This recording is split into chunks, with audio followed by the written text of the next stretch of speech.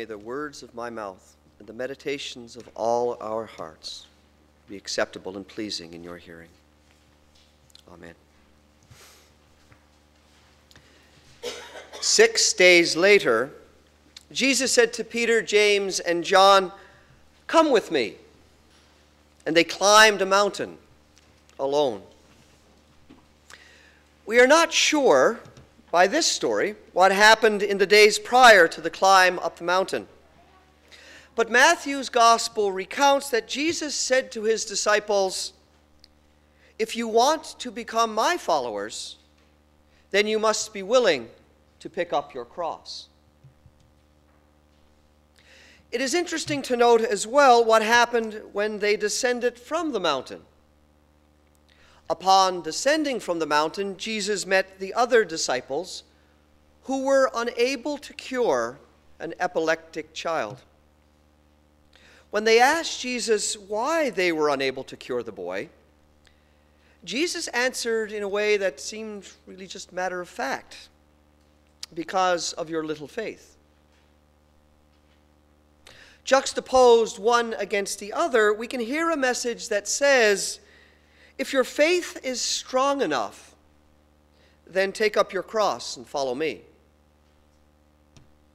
This is an interesting message, and one perhaps that Judy will hear in a different and challenging and a special way today. If your faith is strong enough, then pick up your cross and follow me. Like Peter, James, and John, Judy has answered yes to Jesus' call to come with me. She has chosen to take up the cross and follow God in a special way. For today, Judy will be ordained as an elder. So on this day, a day where there is joy in her heart, I invite Judy to follow me as we ascend the mountain with Jesus. Perhaps it was a day like any other day, dry and hot. And perhaps the walk was long and the disciples were tired and thirsty. And perhaps they had finished chatting and were now inwardly reflecting on what it meant to pick up your cross and follow. Then they crested the top of the plateau and Jesus is transfigured. Boom, just right there, Jesus is transfigured. Startled, the apostles, through arms that are kind of shading, through eyes that are probably squinting, they see Jesus transfigured. His face shone like the sun, we are told. His clothes were a brilliant white. And then Moses and Elijah are there talking with Jesus. With Peter, we are amazed. And we cry out, "It is good for us to be here." Really, what else could be said? Peter, James, and John have seen Jesus transfigured. And in the exhilaration of that moment, they are overcome with excitement and exuberance.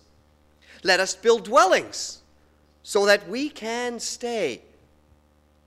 For who would not want to stay with the transfigured Son of God? Which one of us wouldn't want to have that moment last forever? You see, it is a moment of complete and absolute certainty. It is the instant in which we believe that we know God, and we believe that we can comprehend how God knows us. How many times in your lives have you been completely amazed by what you have seen and experienced?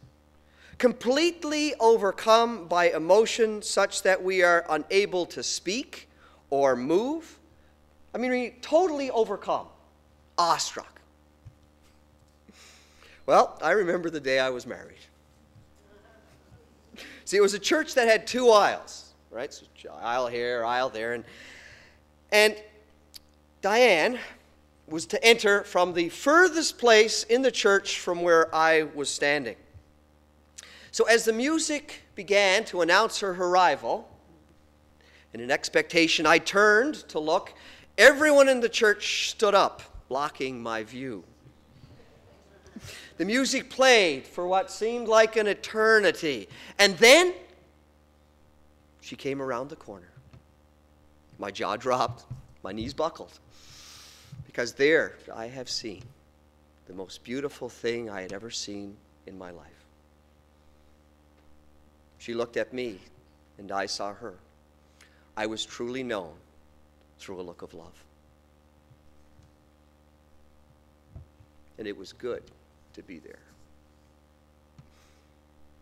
And then suddenly, a bright cloud overshadows the small group on the mountaintop, and a voice is heard through the cloud. "This is my Son, the beloved, with whom I am well pleased. Listen to him."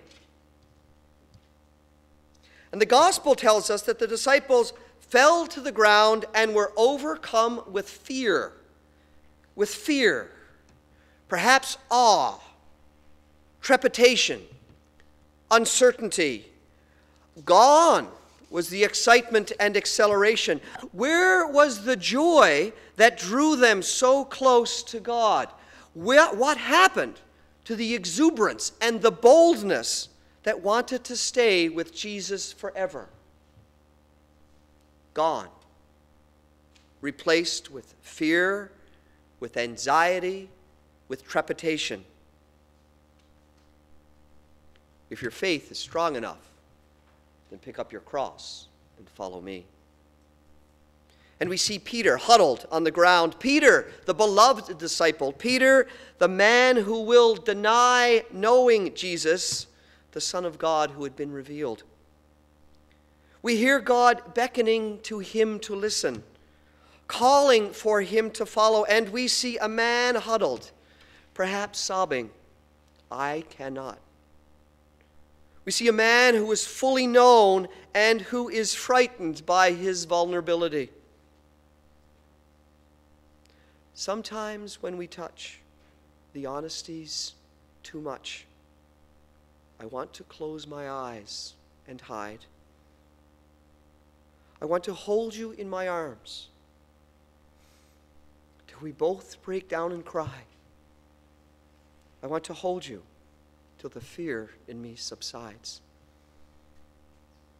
We are totally known, and we are absolutely vulnerable. We who have suffered loss and despair and abuse. We who have experienced anger and jealousy and doubt. We, like Peter, we push back, drawing inward into ourselves, frightened by our vulnerability, knowing our weaknesses, our faults, and our frailties. How can we be worthy to be loved by such a God as this?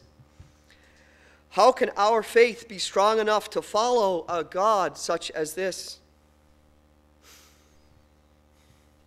So, Judy, perhaps you sit with Peter, cowering before the voice of God, caught between the joy of knowing God deeper and frightened by the vulnerability that comes from being in a deeper relationship with the God who is mystery. A God who calls us and beckons for us to follow. A God who knows our deepest fears and anxieties and worries and imperfections. I too sit there in fear, at times mesmerized by the God who is so past my comprehension that I am unable to move. I've cried, "Transform me, Lord," and then hoped that I will be used in a way that makes me feel good. I've cried, "Transform me, Lord," and then hoped that I will not be led to the cross, that I would not have my life disrupted. I've cried, "Transform me, Lord," and then have seen into the depths of God's love, and I am frightened.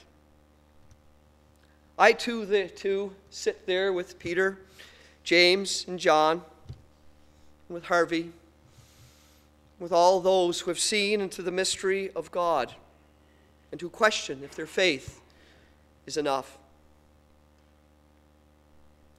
Transformation is not easy. In fact, transformation is disruptive. Transformation challenges comfortable ways of doing things, and it is uneasy, unnerving, and unsettling. Transformation mangles and bends and twists. It creates new shapes and new ideas and new relationships. And yet, transformation is also inspiring and invigorating, refreshing and revitalizing, energizing and enlivening. If your faith is strong enough, Jesus beckons, take up your cross and follow me. Your life will never be the same. On this ascension up the mountain, Jesus is transfigured, revealed, and affirmed. It is a moment where we are given a glimpse of the glory of God, and it is a place where we are invited to transform our lives.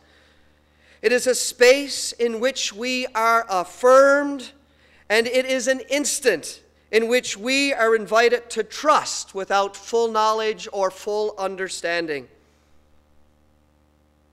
And then we are touched by Jesus. Jesus touches Peter and James and John and says, "Get up and do not be afraid." He touches us too and says, "Get up." It is interesting to note the order in which Jesus speaks. He does not say, "Do not be afraid and get up." Nor does he say, "When you are no longer afraid, get up." Get up, Jesus says, and do not be afraid.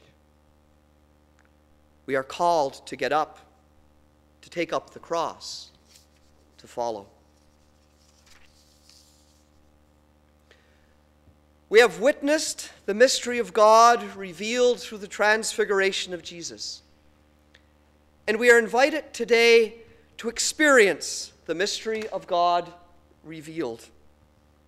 We are invited to the table of the Lord to share in communion, a sacramental meal in which we experience the mystery of God, where we are inspired and invigorated, refreshed and revitalized, energized and enlivened, where we enter into the mystery of God and are nourished, comforted, and loved. This is my Son, the beloved, with whom I am well pleased. Listen to him. Get up, Jesus says. Do not be afraid. Eat and drink and be fully known. Pick up your cross. Follow me.